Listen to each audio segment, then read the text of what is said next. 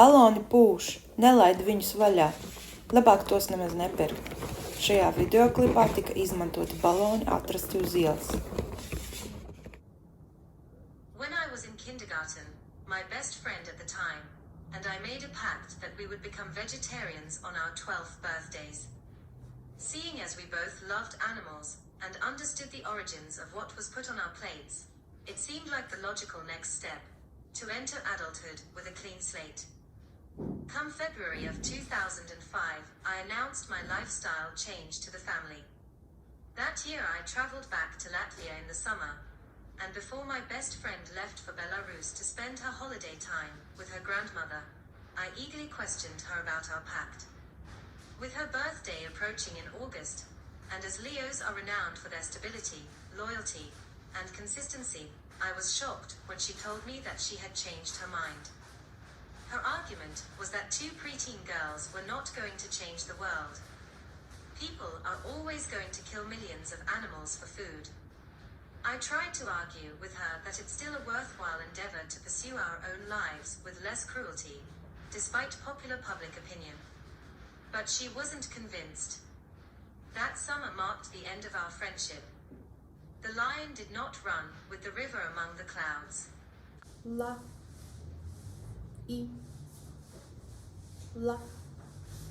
Being naturally drawn to create work that highlights a variety of injustices present in society, I've become accustomed to the fact that what I create is always going to be political in nature.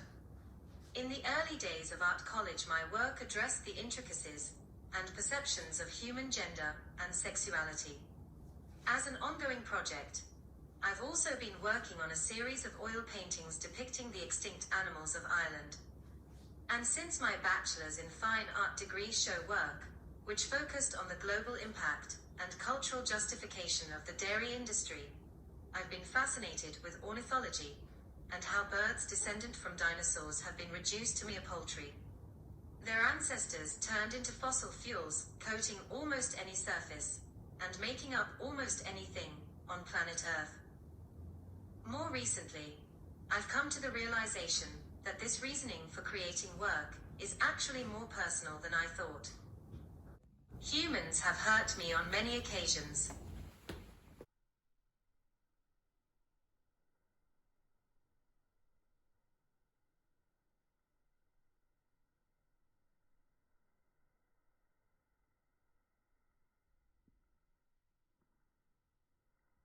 In my experience, my own kind has really been anything but. I've often made the statement that I would be much more comfortable in a room with a handful of hungry coyotes than a single stranger. No other species on this planet causes so much devastation, horror, and pain for no good reason. And often, it's for no reason at all. And that's in our treatment of each other, never mind our treatment of any non-human animals. Cognitive dissonance mostly claims the fault for our failings to comprehend speciesism. Thus I endeavor to make work that questions the status quo, both by its value and subject matter. As I've taken consistent and active steps to reducing my own carbon footprint, I've welcomed the idea of using found, discarded, repurposed objects within my practice. The trash of many men has become my source of treasured art materials. Used as alternative surfaces for painting, as well as part sculptural works and for installation elements. I was introduced to assemblage as an art term by the work of Robert Rauschenberg, who embraced play with materiality, and is well known for his combines. In my practice, this concept of blurring the distinction between painting and sculpture has only recently been developing more from the two-dimensional plane into 3D objects. An immersive experience envelops the viewer into a world of its own creation. Much like our own reality is comprised of constructs that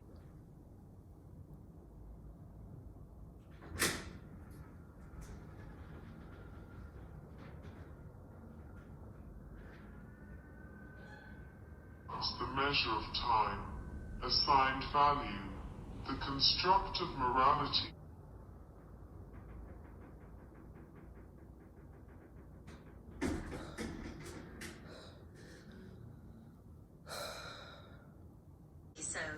this world of my own creations. Thus, the work is somewhat biographical, mirroring our collective consumer nature. Involving the senses of our bodies aids in the immersion of our minds. The work frequently possesses elements of invited touch, smell, and eye-catching bright pigments. Recent explorations in performance and video art have also meant that sound and moving image are becoming an integral part of the process. This visual language contains an array of symbols, both universal and with personal interpretations. Combined with striking color combinations, reasonings for which can be borrowed form ongoing research into color theory that is also used professionally as a form of psychological manipulation by conglomerate corporations. Consumerism dictates our everyday choices, from birth to beyond. We live, we buy, we die. This tragic reality, although subdued by the rainbow aesthetic of consumption, compounds to a legacy that has altered the state of our planet on a core level. The Anthropocene defines Earth's most recent geologic epoch as being human-influenced, or anthropogenic, based on overwhelming global evidence that atmospheric, geologic, biospheric, and other Earth system processes are now altered by humans. This eco-vandalism is beyond the scope of global warming. In a clumsy attempt to identify the culprit behaviors and motivations for our disregard towards this planet, and all of those who inhabit it, I often use humor as a means of communicating my ideas. Drawing parallels between animal rights issues and the inconvenient truth of the global environmental damage that we perpetuate through to the nuances of our use of language and pop culture references. Addressing serious issues of inequalities and injustice via the medium of comedy aims to break down the barrier of institutional bias. My own fluency in 4 languages also contributes to how I use text and writing in my practice.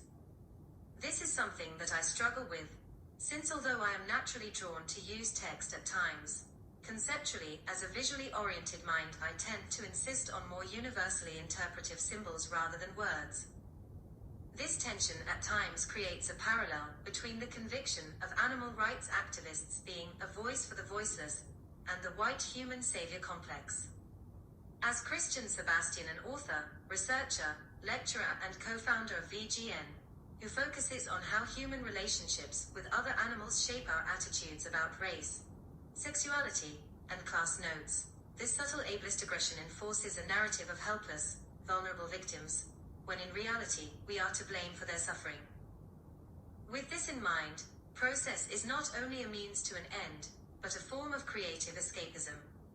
Integrating work and play into a form of actions condoning plurk. Not only are the source materials as environmentally conscientious as circumstantially possible, but so are the actions involved in making the work.